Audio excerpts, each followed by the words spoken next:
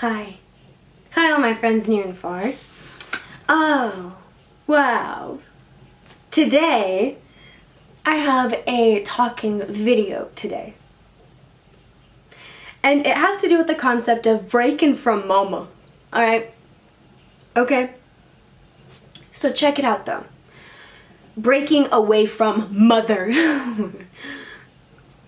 That's a serious thing, right? And not even just that, but breaking away from our parents, authority, like whatever, you know, it's not something that like we need to do, but it's something we feel like we need to do, you know, and then we're like young and we're a teenager.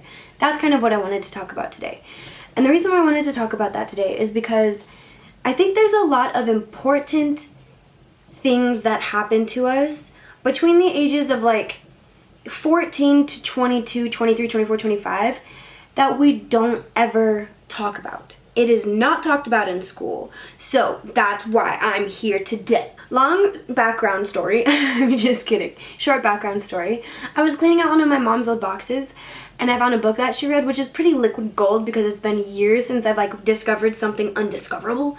You know what I mean? So it's a good book. It's a very cool book. I'm only this much through it and I only want to talk about like 3 pages of the book today, so I think that kind of goes to show how good this book is. I have like 5 pages of notes worth of 3 pages.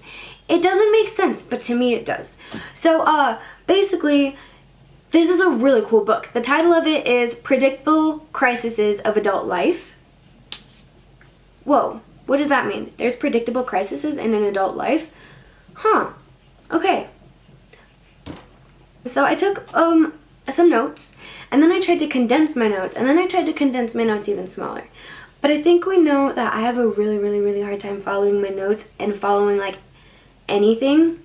So we're just gonna see how this goes. I really do want to cover this. And I only really want to talk about, okay, anyway. Since we love to compare things to a garden and to flowers, it's like pulling up our roots, okay? So if you really think about it or whatever, when we're born, we pretty much think that we're the center of the universe. And we're treated that way, right? Until we gain the awareness that there is a second being, which is usually our moms. In some cases, it's somebody else. And so we identify with this other caregiver, this person that is going to take care of us. Or it might even just be like a teacher at a school. Whoever it is, you know. Usually the very first person we're starting out with before we're even like 2 years old is our caretaker. So, daycare teacher, whatever. I just don't want to limit it to the label of being a mom because there's a lot of other labels than just that to take care of you. Okay, anyway. When we're born, we're the center of the universe. We start crying, right? And then who comes to help us? Somebody. Whether it takes an hour or 2 or a second, we soon establish the difference between satisfaction and dissatisfaction. And that sometimes when we cry, most of the time when we cry, someone's gonna come and help our problems. So at this really young age, we start realizing if I cry, if something happens, someone's going to come and fend for me, which is really interesting because of course we're not gonna think about that when we're literally not even conscious of our awareness. But when we get older, it like makes sense. Now I'm like looking back and I'm like, damn, that could be a quality that we carry out throughout our whole lives because we're so impressionable as children. And like if you've always thought about it, we're just little sponges when we're babies. So, you know, what goes in really sticks. And that's what's so dangerous almost about like raising a kid. We discovered that most of our needs will be met, right? Okay, so that's pretty easy for us. So we gain a basic sense of trust within like our first 2 years of living. That can be kind of scary, you know, and that's why it also makes sense why later down the road we have so many trust issues. And I think it's because we didn't build a false sense of trust, but we developed just like an interesting sense of trust that then led to the understanding that it takes a mutual connection for something to happen. You know what I mean? So when we're a baby, if our mom smiles at us, we smile at her. She smiles back, we smile bigger. That's like a mutual understanding that it almost takes 2 to tango. So even though we're so little, our little brain is starting to like gain this sense that, okay, you know, one needs the other to complete a transaction. All right, cool. Now let's fast forward a little bit. We'll talk about when we start going through puberty and becoming a teenager or even a young adolescent. We start diving into different things, you know. We start to want to test our capabilities and almost want to find a sense of our own truth, which is in a way breaking away from our caretaker or our mother. You know, so we're just pulling up out of the roots. We're breaking away. We're leaving the bust. I'm just kidding. You know, so what do we start doing, and what do some kids start doing? A couple examples can be drinking, smoking, driving really fast cars. Maybe kids want to start joining gangs or be affiliated with violence, you know. There can even be starting to take pills, or you want to just travel, go on religious quests. Like, there's this need for us to just want to explore our own, because this whole time we've only known like our connection between another person, right? So now we want to just go out and explore, and it can be different. The whole experience can be different, but the thing that remains the same throughout all of us is the shift that starts happening inside of us, the one that wants to break away. And sometimes we're not taught that. Like, yeah, there's a terrible Tuesday when you're a teenager, you want to start rebelling. Like, we don't, like, what does that mean? A lot of kids just think that means like, oh, going against our parents. But that doesn't, we don't think of it as maturing enough to a sense where we don't need to be completely sheltered by our parents. But we're not taught that, right? In school, it's just like, yo, I want to be away from my parents. Fuck my parents. Like, my parents don't get me. I don't know why they don't get me. We're also, again, in a sense, we're taught about hormones, but it's all scientific. It's all weird. It's all jumbled into this way that I don't think we'll remember it, understand it, or comprehend it. Like, yeah, we'll memorize it for a test. It didn't stick to me. Yeah, I was taught it, but it didn't stick. The inner shift that is happening inside of all of us, it remains the same. You know, it's like even authority in itself. Say we want to stop listening to teachers alongside. It's like we literally just want to be our own boss. And it's because ever since we were a kid, we've been like following the steps of the people we look up to. We already think we're an adult by the time we're like 13. You know what I mean? You know what I mean if you've been 13, you know? We start to search for our personal identity. And this is where I think the very important key of this video comes in. Because still to this day, I know a lot of other people, because I read all the comments, we have a really hard time either knowing who we are, knowing what our passion is, knowing what we want to do, anything. Like, we don't even know who we are. We're either making somebody else proud, trying to meet somebody else's expectations. Like, we just don't know who we are or what we're going to do. So we're having like an identity crisis, a personal, like, just, we don't know what the heck is going on. And nonetheless, we're surrounded by a whole bunch of other teenagers, some who seem like they have all their ducks in a row, some who seem like they just have it better than us, you know. We're comparing while trying to find ourselves. Like, that doesn't, it's hard, really, you can't really do both at the same time. And again, we're not really taught this even moving from middle school to high school, the personal things that are going to happen, you know. Like, what the heck, we're not ready. I mean, I wasn't ready, so I'm assuming I'm not the only one. Like, heck, maybe I am. I don't know. There's probably a lot of people who are already like, yo, I've already moved out.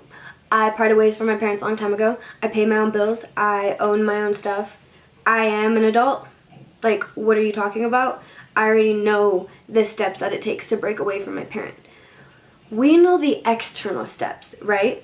But sometimes what I feel like happens is we don't internally know what's going on. So externally, cool, we have a job, we have this, we have that, but are we internally sane?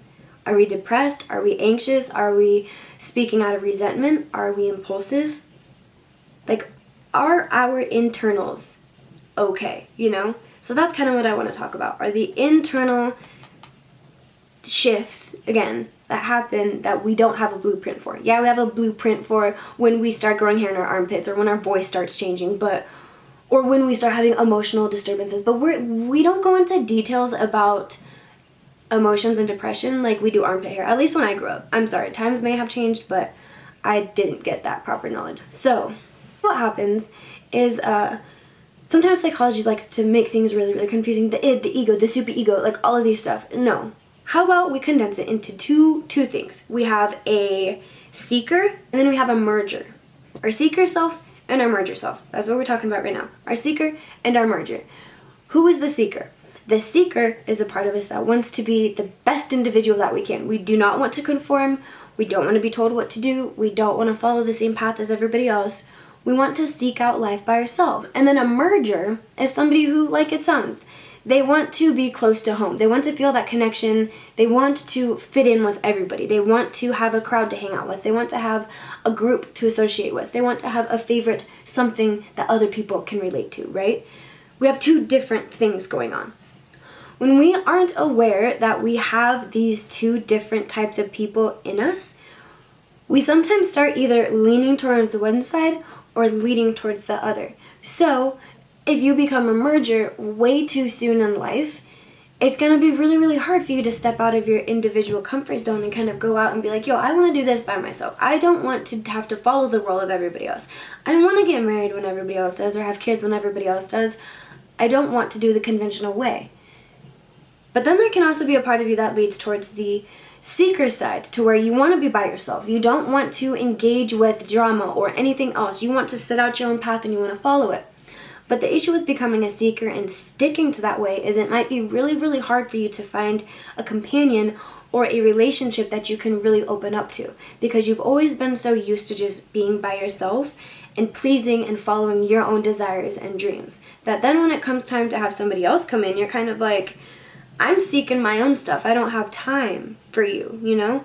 So that's why I think it's so important to be able to distinguish the difference between your seeker and your merger, because when you do, you can understand when problems arise. Because what happens? Conflict. Because two different energies are going to be working against each other, right? One wants to be individual. One wants to conform. And you're just going to be like, ooh, whoa. And then you're going to be able to sit down with yourself and be like, yo, this is a sign. This is a shift inside of me. Like, something needs to happen in order for me to either progress positively in mutual agreement with yourself, both being an individual and being able to mutually work with other people. Why aren't we taught that in high school? Like, if you don't, you can't see when problems arise. You can either be just completely self-centered, where, oh, everything's perfect, problems don't happen, I don't have time for anything, or you're just like, you know, you don't ever realize your own problems because you're always just hanging out with somebody else, pretending to be somebody else. And that's also where I kind of wanted to talk about the notion of identification, self-identification again. Because a lot of the times, identification is just a form of imitating. How does that make sense? Well, let's go back to the time when we were a kid and we glorify whoever it is, you know, our older brother, our teacher, our parents, some cool kid on the block, you know, like a sports star. We admire something and we see them as this superhero, right? And so we start seeing these qualities that we connect to being superior, adult, big, and we admire those, right? And so for the first few years of our lives, we want to maximize the closeness with our parents, so we act just like them, or whoever we're around. Even, and it might even be the kids we're around. Say you don't have a guardian or anything, and you're just hanging around with other kids. You start acting like the kids that you hang around with, right? And so then what happens is, say we grow up. You know, we've been identifying with certain roles of ourselves. We've been identifying with certain roles of our parents. We started to break away. We're not really prepared for that feeling of closeness with another person, because our whole life we have been attached to something, and if we haven't been, we never know what it's like. You know, we've never had that before. So then even in that sense, if you've never had an attachment to something, it's extremely hard to grasp what it's going to be like to have that for the first time, you know? So first, let's focus on the fact that we have been attached to something. Let's pretend we are a person, a girl or a boy, who has been attached to our guardian, our parent, our brother, our friends, whatever.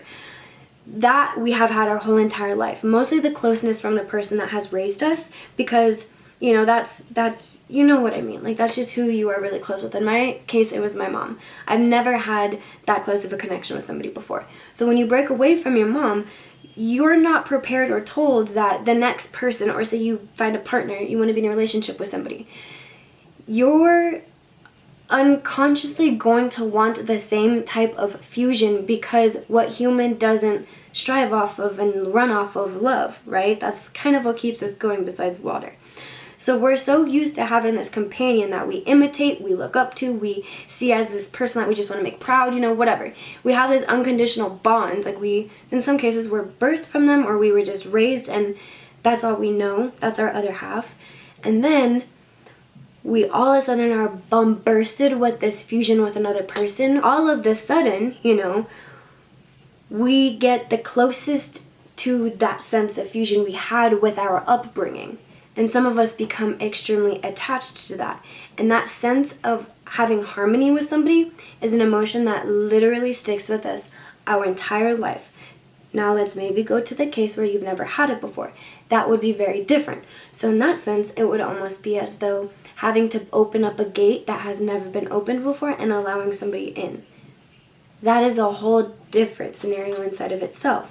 That would then make it to where it could be that's the first experience they've ever had. They think every experience needs to be like that. I don't want to dig into like that sort of relationship stance, and you know, because that's a little bit away from what I was going for. But that, you know, that sense of identification and wanting to then identify with somebody else who isn't our parent because we've already separated from them is something that we're not prepared for. When I'm speaking of this right now, when I was a kid, I was completely and 100%, I was aware of the fact that I didn't want to be around my parents. I didn't want to be like even associated with my dad. I wanted to move out. I wanted to be as far and wide as I could. It all makes sense now, you know, but we're not told that then. And then, like, at least in my case, and some of us never have regrets, we just move on. But I am filled with so many regrets for the way I acted as a kid that I didn't know why I was acting that way. And what's even more sad is when you start realizing that a lot of these kids who are just going through little predictable crises in life are being put on medication or are being labeled depressed or this and that, when I'm not downgrading anybody who is depressed. It's just me as a child looking back on the things I went through. Yes, I was sad, but that didn't necessarily mean I needed to be put on buttloads of medications, you know? So I feel like if we were just to go about, I mean, it's our job to raise the next generation, and when that generation turns out as shit, who's to blame? So it's kind of like these little predictable life shifts that happen inside of all of us that none of us are aware of at the time until way later. Like, if I could have told my 14-year-old, 15-year-old, 16-year-old, 17, 18, 19-year-old self all of this now, read this now, even like thought of the idea like, yo, maybe this isn't depression, this is just what happens. Like, I'm going through a different phase of life. Like, how come we're allowed to go through our terrible twos and our like talkative eights, whatever the hell they are, I don't know what they are, and then, you know, when we become a teenager, this, but then it's done. Life is just done. Like, there aren't more phases in human life, you know? It's like pretending a butterfly only has one or two phases, when in reality it has to go through a whole freaking process to become a butterfly, you know? And if you skip one, it's not gonna work. If you don't, you're gonna get stuck, and you probably will never progress. So that's something that I've also had to kind of think about was, damn, maybe the reason I was having such an emotionally hard time connecting with people was because I lost my literal fusion, you know what I mean? Or then that was why I became so attached to certain people, and it was because, you know, you see the superhero qualities that you saw in somebody else that you see in some, like your father or your mom, and you are almost like a magnet to that. And that's almost, you know, kind of hard to understand.